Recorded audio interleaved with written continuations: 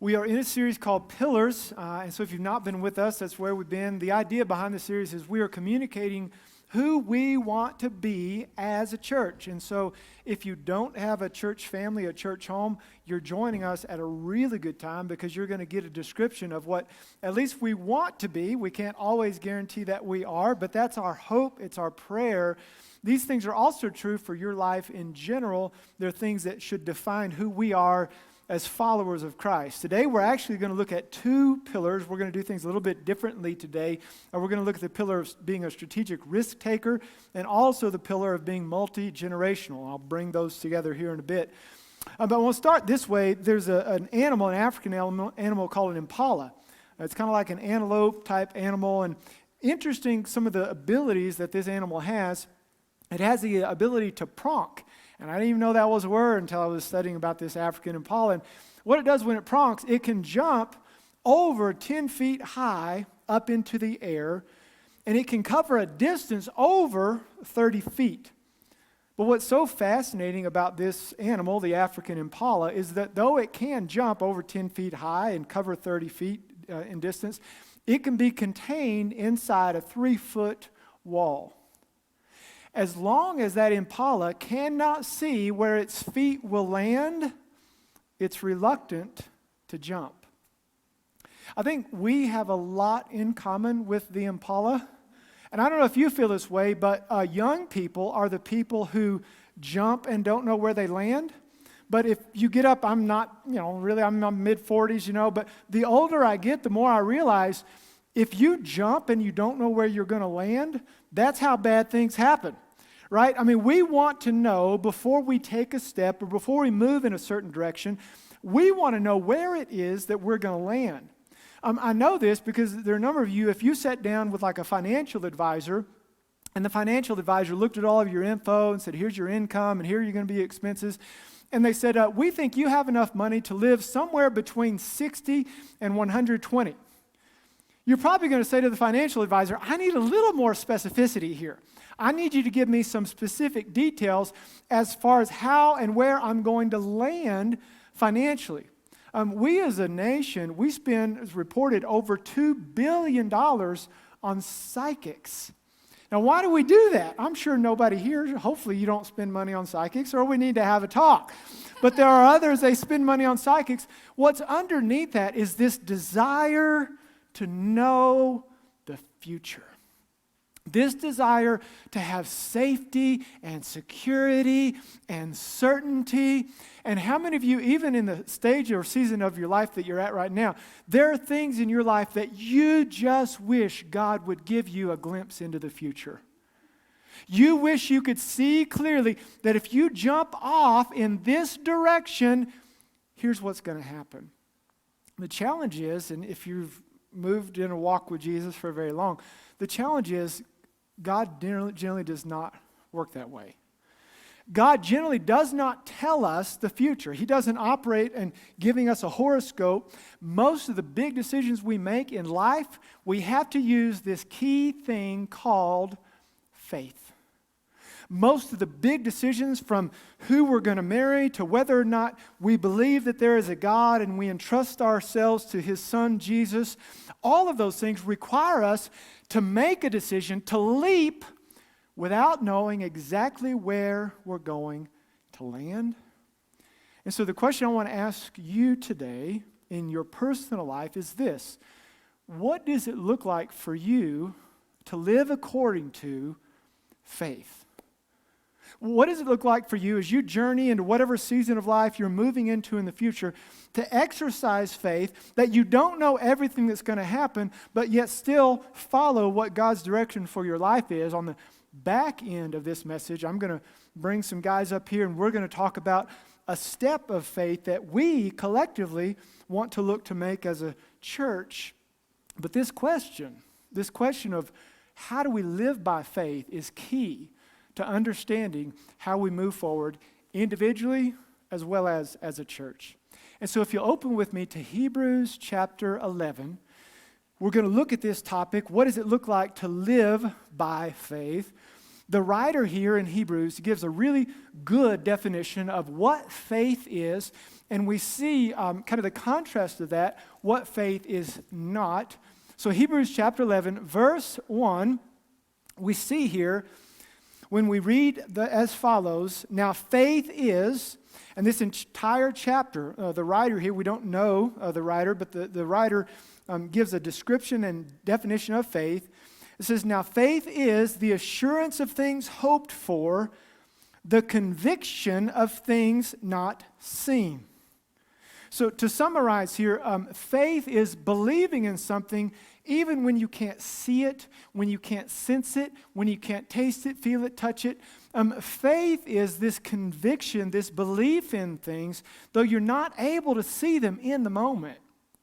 And there's a follow-up that the writer gives in verse 6 that helps give us a fuller understanding of what faith is. If you go from chapter 11, verse 1 down to verse 6, he says this. He says, and without faith, it is impossible to please him, talking about God there, for he who comes to God, notice this, must believe that he is, and that he is a rewarder of those who seek him. So let's clarify real quickly here what faith is not. First of all, faith is not a force. Faith is not this invisible rope that if you figure out how to wrap it around God just right and pull as hard as you can get God to do whatever you want him to do. Faith is not this intangible spiritual force that allows you to have authority and dominion over God's will. There is a belief of faith that's consistent with that, and I would just say to you, it is an unbiblical understanding of what faith is. Faith is not this force. Secondly, faith is not a formula. Faith is not a formula where if you believe the right things and you act the right way and you say the right prayer and you give the right amount of money and you go to church the right amount of times, that God is going to work in such a way to fulfill all of your dreams and all of your desires. Faith is not a formula. There is a word for that. It's called magic. Magic is when you kind of figure out how to conjure up the certain spell and say the right words the right number of times. Listen, faith is not a force. Faith is not a formula. Here, my friends, is what faith is, and this is the central truth. Faith is trusting that God is who he says he is, and he will do what he says he will do. If you want to know what it looks like to live by faith, in the midst of the unknowns, in the midst of you're not exactly sure, you feel like you're trying to jump and to follow God's leadership, you're not sure how or where you're going to land, you go back to this. I'm trusting that God is who he says he is, and he will do what he has said he will do. That's the portrait we get of faith from Hebrews chapter 11. And so all of that leads us to, what does this look like in action? What does it look like for you in your life to be a person who lives according to faith? Well, we get an answer to that in verse 8. A man named Abraham. With a backstory to Abraham in the verse that we're going to read, it's referring to a time when he was 75 years old. Do we have anyone here today who's 75 years old or older? We've got a few folks out there. Yeah, some are younger, some, I don't know if you've made it yet, but yeah. So Abraham's alive in his life at this time. God has come to him and said, I'm going to turn you into a great nation. And he calls Abraham out. Now, if you're Abraham, 75 years old, his wife Sarah, around 65 at this time, can you imagine the conversation that Abraham is going to go in and have with his wife? Hey, sweetheart, I know this has never happened before, and we've been married for a long time.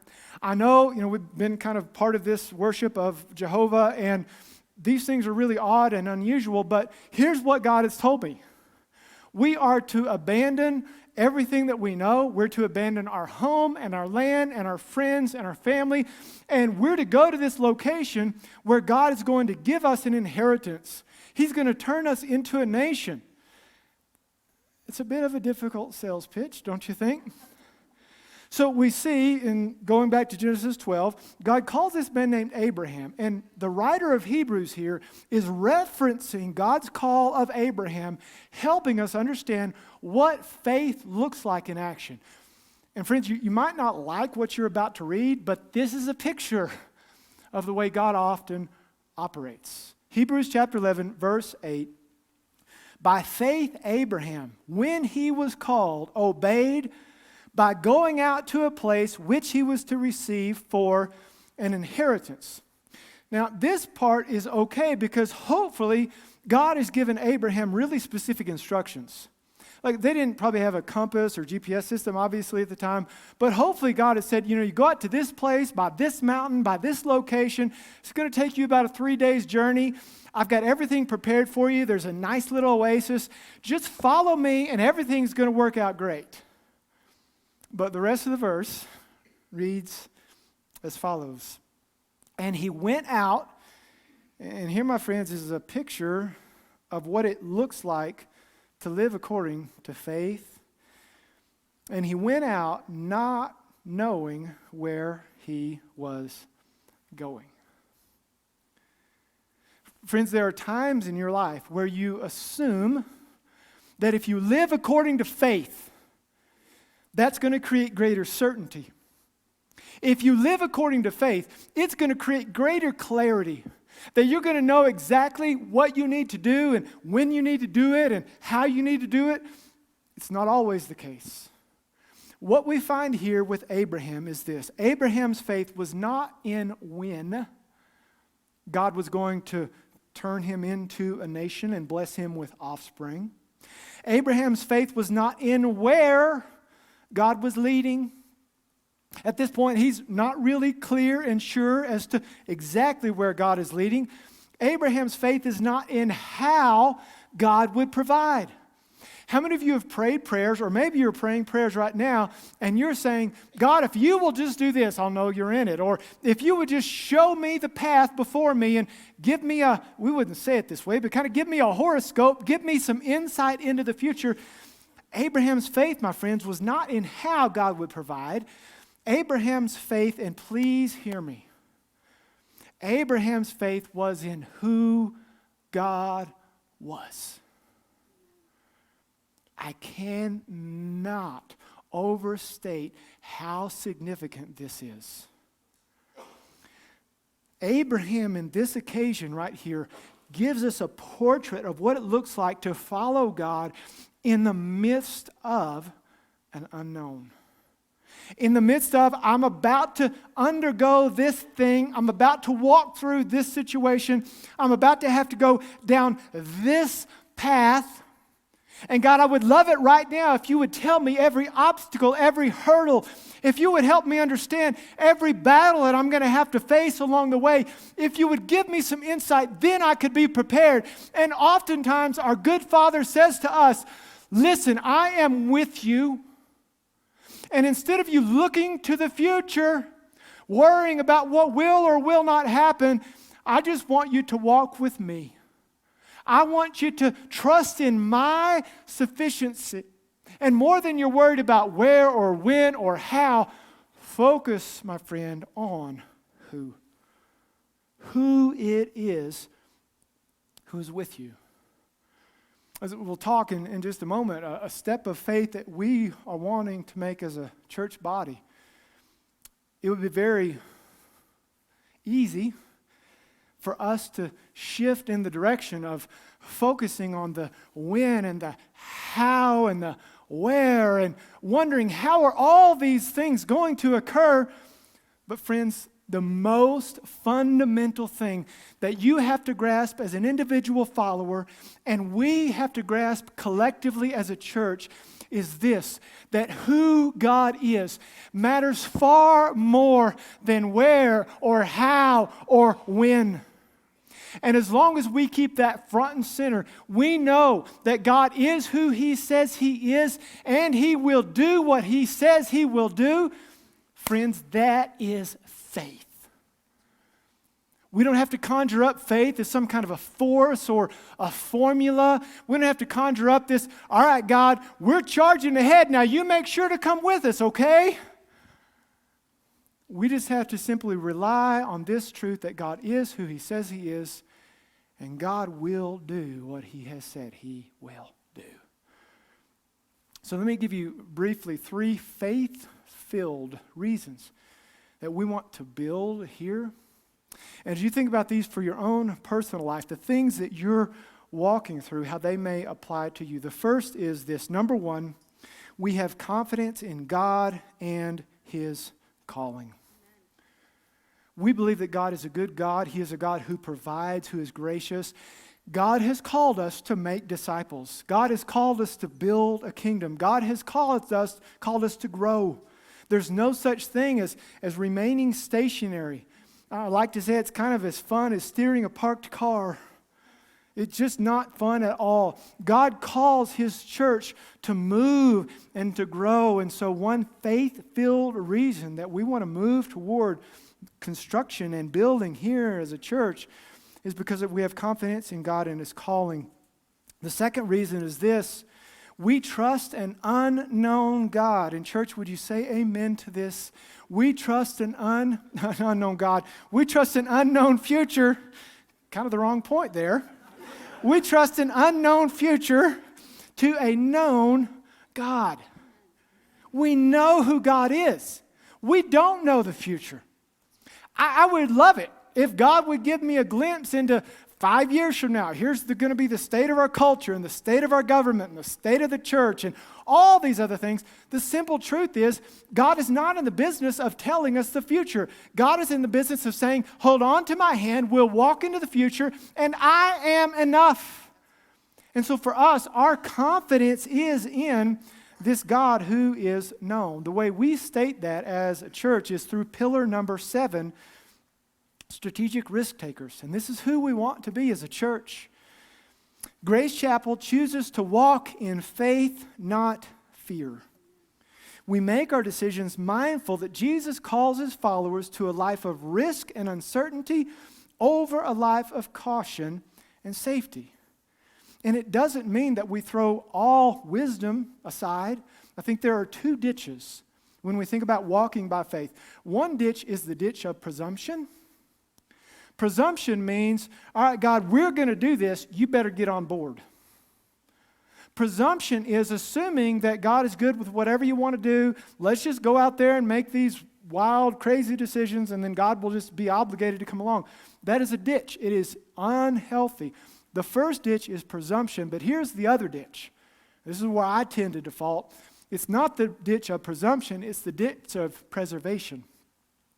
Where in this ditch, we're just focused on kind of holding everything that we have close and making sure that everything is okay. And so we start playing in order to not lose, not in order to win. The idea when you have this ditch of preservation, you're focused on just holding on. You've kind of got we're going to hunker down and we're going to get into our fortress and the world can go to hell, but we're all safe here. Listen, we want to avoid both of those ditches, friends. We want to walk by faith. The last is this. Number 3, the third faith-filled reason is we believe in being a multi-generational church. And I want to tie in specifically here to our vision, who we want to be as a church body. There is within church growth experts and leaders something called the homogeneous principle. The idea is you kind of selectively target one demographic or one age group, and then you go after that age group, and everybody else, they can get on board if they want, but we're not really concerned if they get left behind. I felt from the moment before even God brought me here talking with our leadership and our elders, and I feel it stronger today than I ever have, that Grace Chapel needs to be a church where every age is valued and cared for. From the youngest to the oldest, whatever age a person is at, they know they have a home at this church body. They know they are loved and they are cared for, and we don't place one group above another. We all want to come together. I believe that's the biblical representation, 1 Corinthians 12, of what a church truly is. So the way we say that here is through pillar number 10. Grace Chapel encourages people of all ages to connect with one another in meaningful relationships. In God's family, we're all brothers and sisters. We believe a healthy church consists of healthy relationships that span all generations. That's who we want to be as a church. And so when we're thinking about this question, what does it look like for us to live according to faith? It is fundamentally and at its core our trusting, our leaning into this truth that God is who He says He is, and He will do what He says He will do. That's the bedrock for us as a church. And here's my heart and encouragement for you. Whatever you're going through, whatever situation you're about to step into, you feel as if right now you may need to leap, but you're not exactly sure how or where you're going to land. In that moment, in that time of unknown, in that time where you would, from the depth of your heart, say, God, I wish you would give me greater clarity, to grab hold of God's hand, to know that He is a good Father who provides for His children. And in that time of unknown, trust God is who He says He is. And God will do what He says He will do. So with that as a foundation, I want to invite some guys up here onto the stage with me, and we're going to talk through and just try to speak to where we're at as a church in terms of our plans, kind of tentative plans for construction. So if you would, come on up here, guys. It's good to see you today. So we've got Terry Cartwright here, Odd Scott, Darnell Bame, and we got Marty. Come on over here. Just grab you a seat here. Can you guys give them a quick hand just for coming up here and looking so good? You can grab a seat, and just want to talk and ask you a few questions here. We got some guys who are going to be handing a few things out. If you have questions or if you have anything that you feel like this would be helpful for us to explain further, guys, can you raise your hands for just a second? See one of these guys up here raising their hands. That means they do want to play the role of helping. If there are any questions that we have, we won't have time this morning to open it up and field any questions here live, but these guys genuinely would like to help just kind of walk through the process if you do have questions in the future. So we're going to go ahead and get started, and Terry, I'm going to start with you. And the first question that I want to ask to you is, these guys are handing these things out, is, we started meeting back in, I looked at February of 2019. So it's been a while. The group has been meeting together. And so can you kind of bring us up to speed? And a lot of things are tentative right now. We do want to emphasize that. A lot of things are tentative. Can we all just say the word tentative together? Tentative, okay, just to make sure we're aware of that. But we have moved far enough along where it just seems wise to sit down with the church body and say, we feel really good about where we're at and kind of what we're looking at in the future. And so can you give us just kind of a heads up on tentatively what we're planning at this point? Sure. If you'll look at the diagram that's being passed out, and to emphasize what Brian has just said, this version of the plan has changed and will change, but this gives you a basic idea of what we're planning right over here. It will be, think of it in 3 different pieces. We've got a new sanctuary that seats about 349 people. We have a large lobby area and a children's area with some multi-use space. So if you look at the bottom diagram, and would be the right-hand corner of that bottom diagram is the 2-level children's space. Going to the left is the lobby space, and to the far left is the sanctuary. That is what's planned. It's going to end up being somewhere between 16 to 19,000 square feet, depending on how we end up. We're still working with the county on those kind of things. So that's where we are. That's how far we've progressed. All right. And Marty, can you speak to this question? Give us an explanation on why there's a kind of a dual emphasis on both adult space as well as children's space. Sure. First of all, it's just fantastic working with this group of people that has a heart for this. And it's not a matter of let's build something really pretty. We're trying to get function done. And the function is that as things are in society right now, you probably recognize that our job, all of our job here in the church, is going to be helping the youth and continuing to teach them about Jesus and keep them grounded for the things they face in their day-to-day lives. So we wanted to have a great space that's connected to the sanctuary rather than as a remote separate building. So those are things that are very important to us. The other one was we can only minister to so many people based on the amount of seating we have. And we're somewhat deficient. As you can tell, we're starting to run low on that. As things continue on, it's going to get even worse. So having sanctuary space so people can come here comfortably and worship with us and get to know who we are is really, really critical. And I know some people say, well, gee, we don't have any kids, and so maybe that's not a big thing. But we're all responsible. We're all responsible. As long as we're going here and attending, we're responsible for the children and their upbringing and the teaching. It's good. And it raises one question: what will we do with the current building? Right now, we're looking at classroom space for youth, particularly for offices. We're working through the details of that. But as we move along, we'll fine-tune some of those plans. Here's one big question. Darnell, if you want to field this or not. But so Darnell heads up our finance team right now. Let's talk about cost for a minute. And what do we anticipate something like this will cost? Well, if Terry would ever tell us how many feet we're building, it'd be easier. Yeah. But we think it's going to be in the neighborhood of $6 million. Thanks to your generous and consistent giving, we've already got $1,850,000 in the bank Amen. that we can put towards this building. Okay. We also have commitments.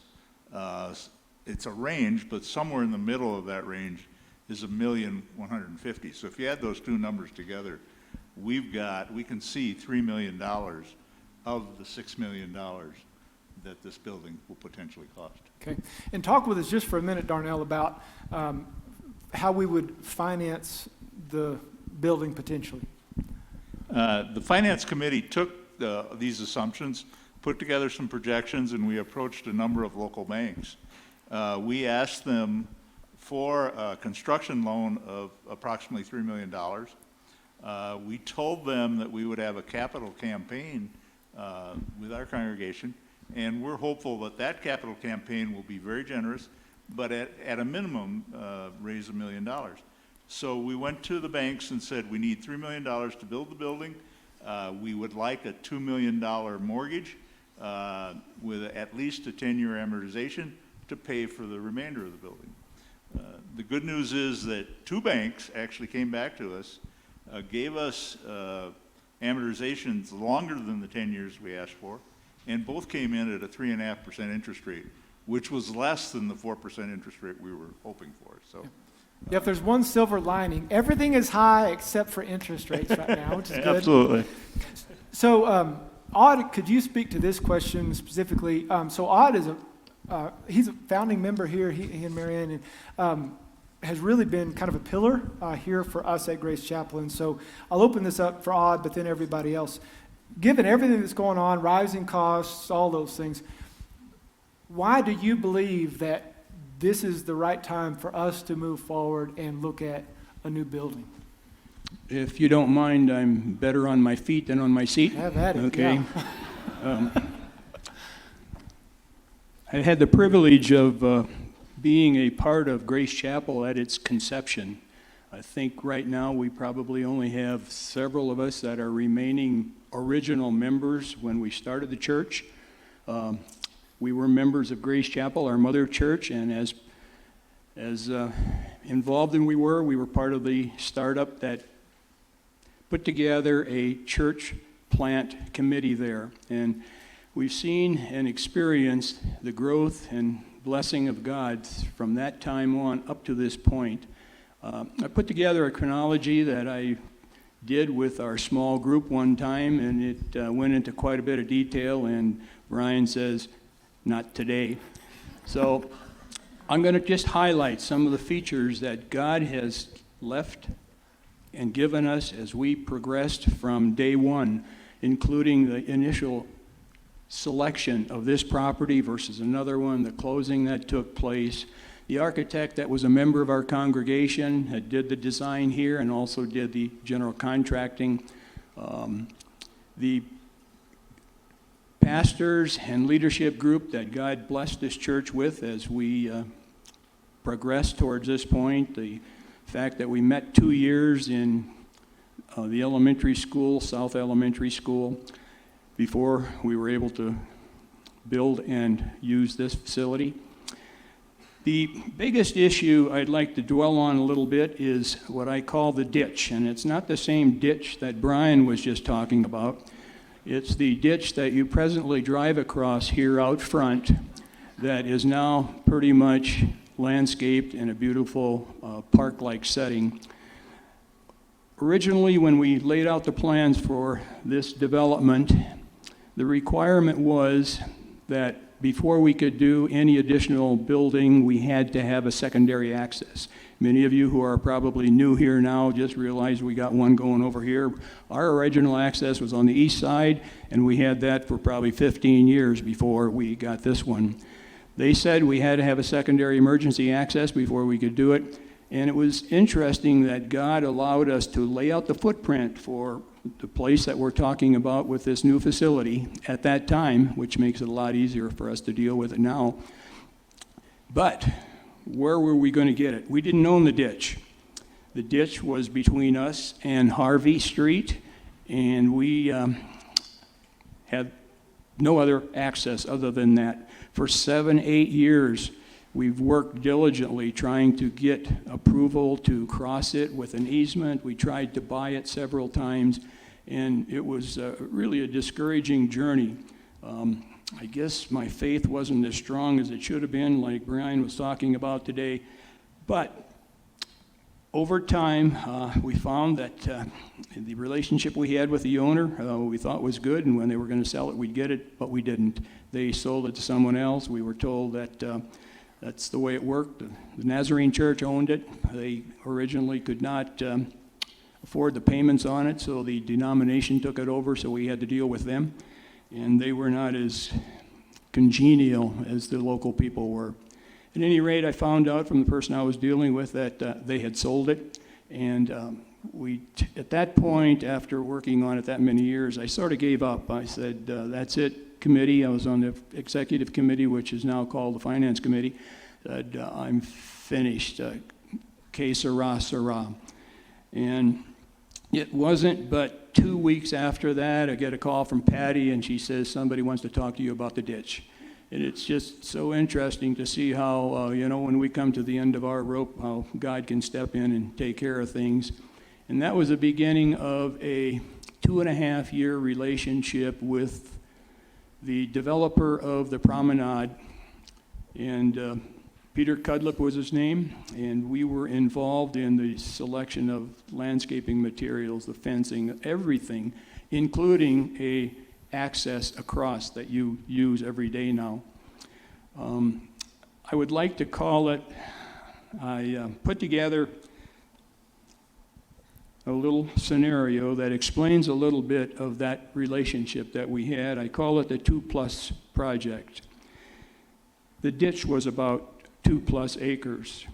It was about 2.5 years, 2+ years that we dealt with from the beginning to the completion of that project. The savings and benefit was about $2+ million.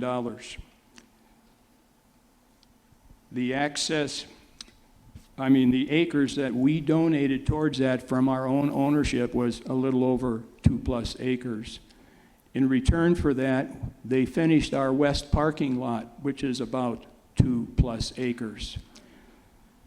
It's been about 2+ decades since God allowed us to incorporate that footprint that we can utilize right now. And this is my own vision. I hope in 2+ months we have everything approved that we can finalize the drawings on the plans. But,